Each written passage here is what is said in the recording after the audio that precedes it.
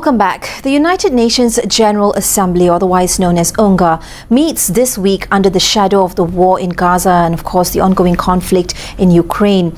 President Trump has called for hostages to be released, condemned moves to recognize a Palestinian state, and emphasized the need for negotiations.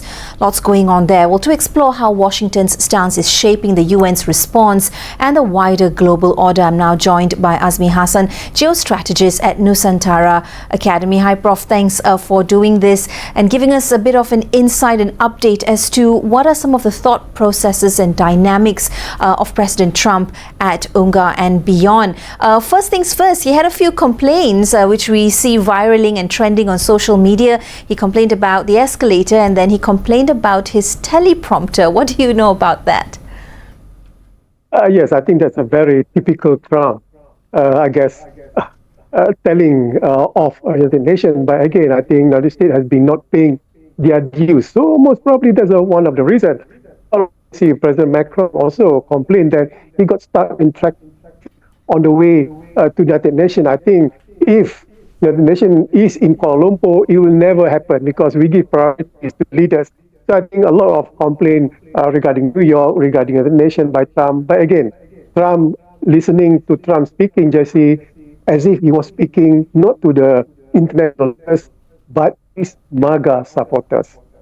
Right, it does take on an impression of a sort of a bulldozing approach. But let's look at his UNGA address right now, in which he condemned moves to recognize Palestinian statehood. He called it a reward for Hamas and he linked it back to October 7th. How does this framing shape the US position within the UN, especially when so many world leaders are coming forward and embracing Palestinian recognition?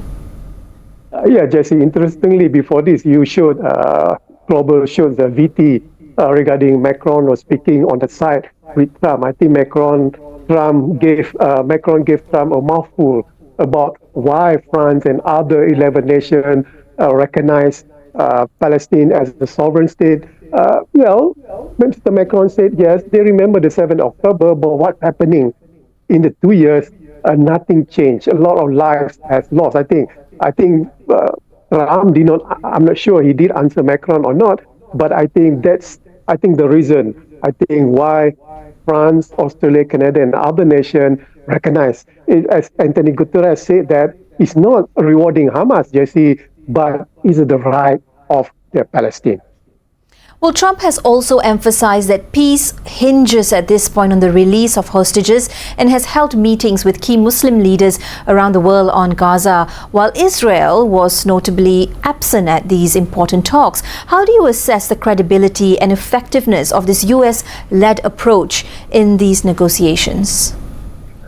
To be honest, Jesse, Trump's speech in UNGA only touched a little bit on Gaza, on the he did touch a lot on Ukraine, climate change, on immigration, but on Gaza, he did not touch much because he's facing a hostile audience. But the audience in UNGA is very, very polite, I guess. But again, I think we have to wait. The joint declaration, the Trump meeting and the Muslim leaders, what comes out of it. I think it is very important, I guess, that he said nothing substantive during his speech in United Nations regarding Gaza compared to Ukraine. So I think we have to wait the joint declaration of his meeting with the Muslim leaders. What is the gist of the discussion that he discussed with the leaders? Well, this week we also saw a wave of recognitions for Palestinian statehood that has come from countries across Europe and beyond. In your opinion, how significant is this diplomatic shift? And it's apparent there is a shift. And what pressure does it create for the US and Israel, if any? There is a pressure, Jesse. I think the US right now has been isolated. Basically, US is alone in terms of Gaza. But again, yes, Canada, Australia, France, and other nations. But Jesse, I'm quite upset with 3 nations in I will not mention, still holding their recognition towards a Palestinian sovereign state. But they said they agreed with the 2-state solution, but they want to withhold their recognition. I'm quite upset with these 3 ASEAN nations that still are not recognizing Palestine the right of Palestine to have their own state, Jesse. Well, AZMI, fact of the matter is no matter how many countries recognize Palestinian independence, full UN membership still requires Security Council approval, and where the US at this point holds a veto. So how does this reality shape the prospects of that Palestinian statehood that we speak of? Yeah, it's going to be very, very difficult because, as you mentioned, the state has a veto, and 5 days ago, US vetoed a ceasefire deal where Hamas need to release all the hostages, and yet in his speech, Trump complained to release all the hostages. But again, he vetoed it in order for Hamas to release. So I think it is going to be very difficult to have a full membership for Palestine. But again, I think it's a good step to isolate, especially the United States and Israel, so that they are the anomaly in this case, to put a pressure on the state that what they are doing right now is again 5% of other worlds that are thinking about what's happening in Gaza, Jesse.